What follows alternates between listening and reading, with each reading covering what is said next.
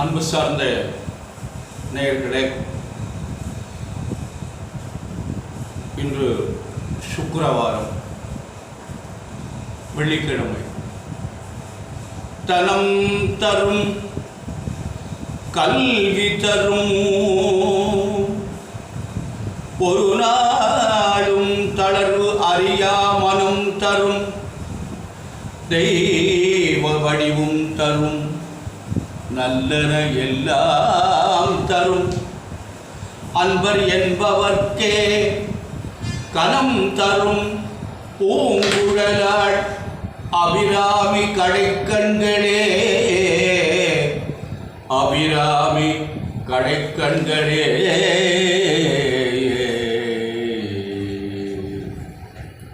அன்பு சார்ந்த பெரியோர்களே, இன்று சித்திரை மாதம் 13ஆம் நாள், வெள்ளிக்கிழமை, திருத்தியை திதி, அனுஷ நட்சத்திரம், சித்த யோகம். ராகு காலம் எப்பொழுதுமே வெள்ளிக்கிழமைக்கு 10 to 12. யமகண்டம்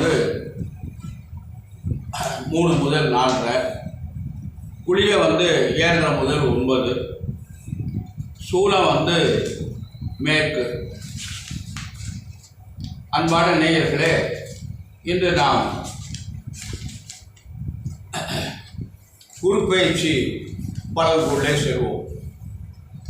நேற்று நாம் குரு பயிற்சி பலனை ஆரம்பித்திருக்கிறோம். மேஷராசி ரிஷபராசிக்கு ஆரம்பித்திருக்கிறோம். இன்றைக்கு மிதுன ராசிக்கும் கடக ராசிக்கும் இன்று பலன் சொல்லுவோம். ஏன்னா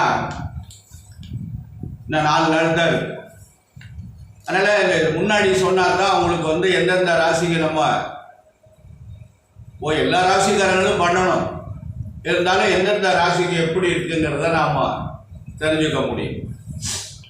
மிதுன ராசி அன்பர்களுக்கு இந்த இயற்கையாகவே குரு நல்ல இடத்துல இருக்காரு, ராகு நல்ல இடத்துல இருக்காங்க. இந்த பேச்சு ஆகி வர போகிறது எந்த இடத்துக்கு வர போகிறாரு அப்படின்னு நம்ம பார்க்குறோம். இப்போ அவர்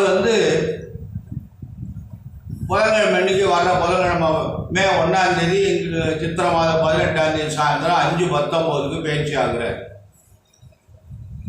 மேஷ ராசியிலிருந்து ரிஷப ராசிக்கு வர்றார். கார்த்திகை 1ஆம் பாதம், அதுலேருந்து 2ஆம் பாதத்துக்கு வர்றார்.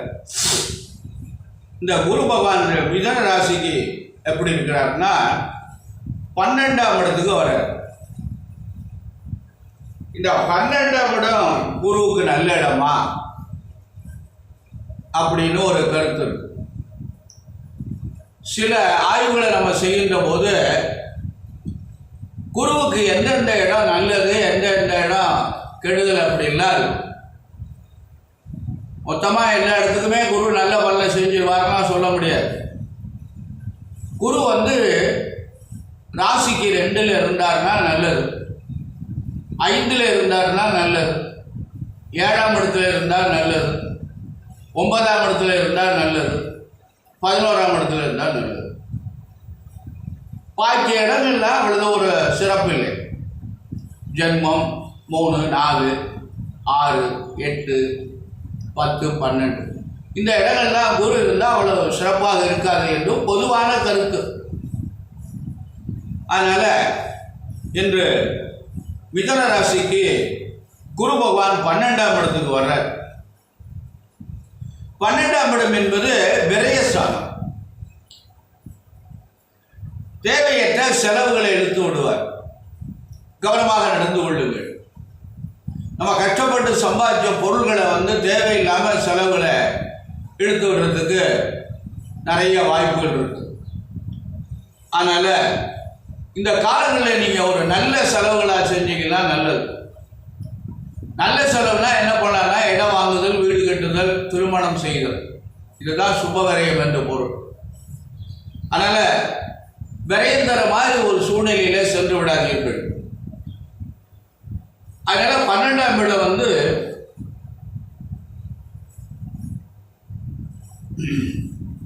விரயஸ்தானம். மேல் அதிகாரிகளுடைய கோபத்துக்கு ஆளாக நேரிடும்.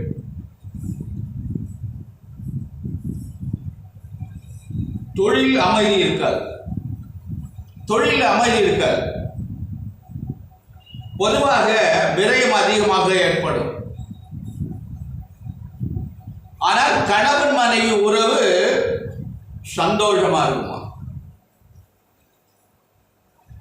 இது எப்படி சொல்றீங்க? 12ஆம் படை விரைய சாணம் அமைதி இருக்காதுங்கிறீங்க. கணவன் மனைவி உறவு மட்டும் சந்தோஷமா இருக்கும்னு எப்படி சொல்றீங்க? அப்படின்னா இந்த 12ஆம் இடத்துக்கு விரைய ஸ்தானம்னு ஒரு பொருள். அடுத்து மோட்சஸ்தானம்னு ஒரு பேர். அடுத்து போகஸ்தானம்னு ஒரு பேர். போகம் என்றால் கணவன் மனைவி சேர்ந்து அனுபவிக்கின்ற ஒரு சந்தோஷமான ஒரு நிகழ்ச்சி. அந்த இடத்துல குரு வரும்போது அந்த அமைப்பு சிறப்பாக இருக்கும். அதான் கணவன் மனைவி சந்தோஷமாக இருப்பாங்க. எவ்வளவு கஷ்டம் வந்தாலும் கணவன் மனைவி சந்தோஷமாக இருந்துட்டா அந்த வாழ்க்கையில சிரமங்கள் ஏற்படாது. ஆகவே மிதுன ராசி அன்பர்களே, உங்களால் இயன்ற வரை நல்ல செலவுகளாக செய்யுங்கள். விரயம் ஏற்படுகின்ற மாதிரி எந்த காரியத்தையும் செய்து விடாதீர்கள். நான் முன் சொன்ன 3 சுபகாரியங்களும், இடம் வாங்குதல், வீடு கட்டுதல், குழந்தைகள் இருந்தால் திருமணம் செய்யுங்கள், இதை மட்டும் நன்றாக செய்யுங்கள். ஆனால் எல்லாத்துக்கும் மேல் ஒன்று இருக்கிறது. இந்த மிதுன ராசி என்பவர்கள் இளம் வயதாக இருந்தால் அவர்கள் கூட திருமணம் நடக்கலாம். 12ஆம் இடத்துக்கு வருவது மாக நோக்கையிலே எப்படி திருமணம் நடக்கும்? அயன சுகம் கிடைக்கும் அவர்களுக்கு, படுக்கை அறை சுகம் அவர்களுக்கு கிடைக்கும். படுக்கை அறை சுகம் கிடைக்க வேண்டும் என்றால் திருமணமாக வேண்டும், அது நிச்சயமாக நடக்கும். இப்படியெல்லாம் ஒரு பொது விதிகள் இருக்கிறது. ஆனால் இதை என்ன பண்ணுறாங்கன்னா 12ஆம் இடத்துக்கு வரும்போது திருமணம் நடைபெறாது, இப்பொழுதெல்லாம் பொண்ணு பார்க்காதீங்க, 2 வருஷம் ஆகும், அடுத்த ஜென்மத்துக்கு வராது, அப்போது நடக்காது. இப்படியெல்லாம் காலத்தை கடத்தி விடுகின்றார்கள். நாம் அவங்க பேச்சை கேட்டு காலத்தை கடத்தி விடுகிறோம். அதனால் அன்பான நேயர்களே, கவனமாக நடந்து கொள்ளுங்கள். நிச்சயமாக திருமணமாகாத நண்பர்கள், ஆண் பெண்களுக்கு நிச்சயமாக திருமணம் நடைபெறும். உங்கள் வீட்டில் யாராவது கல்யாணம் ஆகாதவர்கள் இருந்தால் நிச்சயமாக கல்யாணம் நடக்கிறதுக்கு வாய்ப்பு இருக்கு. அதனால கவனமாக நடந்து கொள்ளுங்கள். நீங்கள் அவசியம் வர புதன்கிழமை அன்னைக்கு தட்சாமூர்த்தி வழிபாடு துவங்கி விடுங்கள். வர புதன்கிழமை தட்சாமூர்த்தி வழிபாடு செஞ்சுட்டு அதுக்கப்புறம் வாரம் வியாழக்கிழமை விரதமாக இருந்து ஒவ்வொரு ஆண்டுக்கு தட்சிணாமூர்த்தி வழிபாடு செய்து வாருங்கள். அந்த தட்சிணாமூர்த்திக்கு உங்களால் முடிந்தது 2 வில்வ பத்திரத்தை வணங்கி பறித்து கொண்டு போய் அந்த பாதத்தில் வச்சுட்டு பிரார்த்தனை பண்ணால் கூட போதும். அவ்வளோ பவர் உண்டது. வியாழக்கிழமை தோறும் வில்வ பத்திரத்தால் தட்சிணாமூர்த்திக்கு அர்ச்சனை செய்யுங்கள். அவருக்கு பிடித்தமான கொண்டக்கடலில் சுண்டல் செய்து நைவேத்தியம் செய்து குழந்தைகளுக்கு விநியோகம் செய்யுங்கள். இதெல்லாம் உங்களுக்கு ஒரு நல்ல பலன் தரும். மனசு அமைதி கிடைக்கும். ஏன்னா மனசு அமைதி இருக்காது என்று சொல்லுகிறார்கள். கல்லாரின் புடையமர்ந்த 4 அங்கு முதல் கற்றை கேள்வி வல்லார்கள் 4 வாக்கிருந்த பூரணமாய் மறைக்கு அப்பாலாய் எல்லாமாய் அல்லதுமாய் இருந்ததனை இருந்தபடி இருந்து காட்டி சொல்லாமல் சொன்னவனை நினையாமல் நினைந்து பவத்தொடைக்கும். இந்த பாடலை பாராயணம் செய்யுங்கள். நிச்சயமாக மனசு அமைதி கிடைக்கும். பயப்படாதீர்கள். ஓராண்டுதான். அடுத்தபடியாக கடகராசி என்பவர்களே, இன்று உங்களுக்கு 10ஆம் இடத்துல இருக்கிறார். 10ஆம் இடத்துல இருந்தா பவுசை குறைப்பான் என்று சொல்வார். 10ஆம் இடத்துல இருக்கிறது இந்த கடகராசிக்கு மட்டும் என்ன ஒரு யோகம்னா, 9ஆம் அதிபதி 10ஆம் இடத்துல இருந்தால் தொழில் நன்றாக இருக்கும், வருமானம் நன்றாக வரும், காரியங்கள் தாமதமாகும். நீங்க எதிர்பார்க்கின்ற காரியங்கள் உங்களுக்கு நடைபெறாது. இந்த குரு பயிற்சிக்கு அப்புறம் நிச்சயமாக உங்களுக்கு இந்த காரியங்கள் நடைபெறும். ஆகவே அன்பான நேயர்களே, இந்த குரு பயிற்சி கடகராசி என்பவர்களுக்கு நல்ல பலன்களை தரும். ஓராண்டு நல்ல லாபங்களை தரும். கவனமாக செயல்படுங்கள். லாபஸ்தானம் விரோதிகள் பணிவார்கள். குடும்பத்தில் நிலையில் மனத்தாங்கல் விலகும். நோய் விலகும். வறுமை மறையும். செல்வம் செல்வாக்கு புகழ் அதிகரிக்கும். நீங்க ஒரு காரியத்தை செஞ்சீங்கன்னா அந்த காரியத்தில் உங்களுக்கு செல்வாக்கு ஏற்படும், புகழ் ஏற்படும். ஒரு இலக்கை நோக்கி நீங்கள் செல்கின்ற பொழுது அங்கே அந்த இலக்கு உங்களுக்கு நல்ல பலனை தரும். அங்கு நல்ல புகழ் ஏற்படும். கை நிறைய சம்பாதிக்கிற மாதிரி ஒரு அமைப்பு கடகராசி என்பவர்களுக்கெல்லாம் ஏற்படும். தொழில் சம்பாத்தியம் தானே தொழில். வேலை பார்க்கின்றோம், ஒரு பொட்டி கடை வைத்திருக்கிறோம், அந்த பொட்டி கடையில் நிறைய வருமானம் வரும், வியாபாரம் நிறைய நடக்கும். மேல் அதிகாரிகளிடம் உதவி புரிவார்கள். பதவி உயர்வு கிடைக்கும். வேலை பார்க்கின்றவர்களுக்கெல்லாம் உத்தியோகமார்கள் பதவி உயர்வு கிடைக்கும். கணவன் மனைவி உறவு நன்மை. மக்கள் உறவினர்கள் உதவி செய்வார்கள். அன்பான கடகராசி என்பவர்களே, உங்களுக்கு நல்ல பலன். நீங்க வர புதன்கிழமை அன்னைக்கு தட்சிணாமூர்த்தி வழிபாடு நல்ல சிறப்பாக பண்ணிடுவோம். அன்று குரு பகவானுக்கு சிறப்பான அபிஷேகங்கள்லாம் செய்து உங்களால் முடிந்தது. மாலையில் 5:19 பேச்சு ஆகிறார். அவர் 10ஆம் இடத்துலேருந்து 11ஆம் இடத்துக்கு வர்றார். அப்பொழுது அவருக்கு நல்ல இந்த சந்தராஜி தையில் வாங்கி அபிஷேகம் பண்ணலாம். ரொம்ப சிறப்பு. வில்வ பத்திரத்தால் அர்ச்சனை பண்ணலாம். மஞ்சள் புஷ்பம் சாத்தலாம். பிச்சி பூ சாத்தலாம். இதெல்லாம் குரு பகவானுக்கு ரொம்ப. வெண்பட்டு சாத்தலாம். மஞ்சள் வஸ்திரம் சாத்தலாம். இதெல்லாம் குரு பகவானுக்கு ரொம்ப உகந்தது. அதனால அன்பான நேயர்களே, இனிமேல் உங்களுக்கு கடகராசி என்பவர்களுக்கு நல்ல எதிர்காலம் இருக்கிறது. உங்களுக்கு நல்ல நேரம், நல்லது நடக்கும். இருப்பினும் தட்சிணாமூர்த்தியை மறந்து விடாதீர்கள். அவர் நமக்கு நல்ல நேரத்துக்கு வந்துட்டார், அவரை நம்ம வணங்க வேண்டாம் என்று மறந்து விடாதீர்கள். தினசரி இந்த குருவனுடைய மூல மந்திரத்தையும் இந்த கல்லாலில் குடையமர்ந்த என்ற தமிழ் பாடலையும் பாராயணம் செய்து வாருங்கள். அந்த குரு பகவான் உங்களுக்கு ஒரு நல்ல அருள், நீங்கள் எதிர்பார்க்கின்ற காரியம் உங்களுக்கு வெற்றியை தரும்.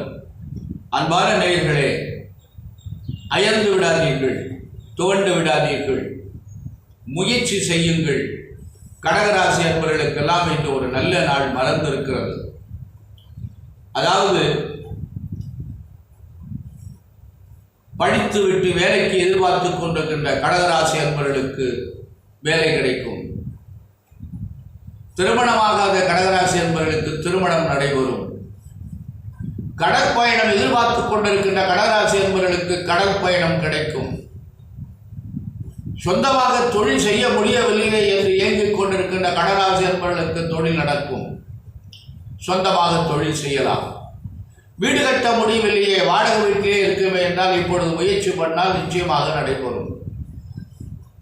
எல்லாத்துக்கும் மேலாக உங்களுக்கு ஜாதகத்தில் தசாபுத்திகள் சிறப்பாக இருக்க வேண்டும்.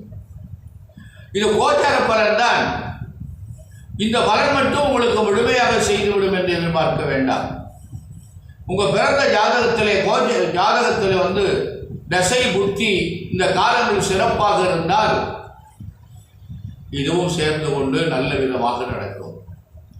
ஆகவே ஒரு நல்ல ஜோதிடரை அறிய உங்கள் ஜாதகத்தை பார்த்து இப்பொழுது எங்களுக்கு எப்படி இருக்கிறது, என்ன செய்யலாம் என்று கலந்து கொண்டு இந்த கடகராசி என்பவர்கள் நல்ல காரியங்களை செய்து நல்ல பலன்களை அடைய வேண்டுமாய் அன்போடு பிரார்த்தனை செய்து எல்லா மக்களும் நல்ல பலன் அடைய வேண்டும். நாளை சிம்மராசி கன்னிராசி என்பவர்களுக்கு நாளையிலிருந்து பலன் சொல்லுவோம். மறந்து விடாதீர்கள், வருகின்ற 18ஆம் தேதி மே 1ஆம் தேதி சாயந்தரம் 5:19க்கு மேஷராசியிலிருந்து ரிஷபராசிக்கு குரு பகவான் வருகிறார். அவர் எப்பொழுதுமே அவர் வருஷத்துக்கு ஒரு முறை ஒரு ராசிக்கு வருவார். சனி பகவான் 2.5 ஆண்டுகள் ஒரு ராசியில் இருப்பார். ராகு பகவான் 1.5 ஆண்டு இருப்பார். மற்ற கிரகங்களாக 40 நாள் ஒரு வருஷம் இப்படி இருப்பாங்க. குரு பகவான் சூரிய பகவான் மட்டும் ஒரு ராசியில் 1 மாதம் இருப்பார். அதாவது இப்போ மேஷத்தில் இருக்கார், கையாட்சி பிறந்த உடனே ரிஷபத்துக்கு வந்துடுவார். ஏன்னா அந்த சூரிய பகவான் நடந்து வர பாதையை வச்சு தான் இந்த ராசியை உருவாக்கி இருக்கிறார்கள். பூமி சுழற்சி அடைகின்ற பொழுது அந்த சூரியன் என்ன பண்ணுகிறார், இப்படி நகர்ந்து வருகிறார். அதனால் சித்திரை மாதம் அந்த சூரியன் மேஷத்தில் இருக்கார். அடுத்து வையாசி பிறந்தோடனே ரிஷபராசிக்கு வந்துடுறார். ஆனி மாதம் மிதுனராசிக்கு, இப்படி 12 மாதமும் ஒவ்வொரு ராசியும் கடந்து கடைசியாக பங்குனி மாதத்தில் மீன ராசிக்கு வந்து விடுகிறார். அவர் நடந்து வந்த பாதையைத்தான் நமது முன்னோர்கள் 12 ராசிகளாக பிரித்து அந்த 12 ராசிகளை குழந்தைகள் பிறந்த நேரத்தை கொண்டு லக்கணமாக பாவித்து அதுக்கு அப்பொழுது இந்த குழந்தைகள் பிறக்கின்ற பொழுது அந்த கிரகங்கள் எப்படி இருக்கிறது என்ற வானிலை என்று ஆராய்ந்து பண்ணி அந்த கிரகங்களை அந்த 12 கட்டத்துக்குள்ளையும் அமைத்து என்ன நட்சத்திரத்தில் அந்த குழந்தை பிறக்கின்ற போது என்ன நட்சத்திரம் இருக்கிறது என்று ஆய்வு செய்து அந்த நட்சத்திரம் 1ஆம் பாதமா 2ஆம் பாதமா 3ஆம் பாதமா 4ஆம் பாதமா என்று ஆய்வு செய்து அந்த நட்சத்திரத்துக்கு என்ன திசை என்று சொல்லி ஆய்வு செய்து, இப்போ கார்த்திகை நட்சத்திரம் என்றால் சூரிய திசை. இப்போ கார்த்திகை நட்சத்திரம் 2ஆம் பாதத்தில் ஒரு குழந்தை பிறந்து இருக்கிறது என்றால் சூரிய திசை எத்தனை ஆண்டுகள் இருக்கிறது, 6 வருடம். அதில் எவ்வளவு சென்று இருக்கிறது, எவ்வளவு இருக்குது என்று தசா இருப்பை கண்டு அடுத்து வர திசை என்ன லக்னம் என்று ஆய்வு செய்து, இப்போ மேஷ லக்னம் என்றால் சூரிய திசை நல்லவன், 5 கூடியவன், அவர் நல்லது செய்கிறார். அப்போ அந்த சூரியன் எங்கே இருக்கிறார், இப்போ சித்திரை மாதம்னா அந்த சூரியன் உச்சம் பெற்று மேஷத்தில் இருப்பார். அப்போ அந்த சூரிய திசை நல்ல பலன் தரும். அடுத்து அது சந்திர திசையும் பிரபாதமாக இருக்கும். இப்படியெல்லாம் ஒரு ஆய்வுகளை நம்ம முன்னோர்கள் மிகவும் சிரமப்பட்டு ஆராய்ச்சி பண்ணி, எந்த கருவியும் கிடையாது, மூளையை கொண்டு செயல்பாடுகளை செய்து ஆய்வு செய்து மகான்கள் சித்தர்கள் நமக்கு தந்திருக்கிறார்கள். அப்பரும் ஜோதிடன் இந்த ஜோதிடத்தை நல்ல ஜோதிடரை அணுகி நல்ல பலன்களை பெற்று வல்லாண்டு வாழ எல்லாம் வல்ல அந்த எம்பெருமான் சர்வேஸ்வரன் ஆதிபராசக்தியை பிரார்த்தனை செய்து இந்த நிகழ்ச்சியை தொடர் நிறைவு செய்கிறேன். நன்றி, வணக்கம்.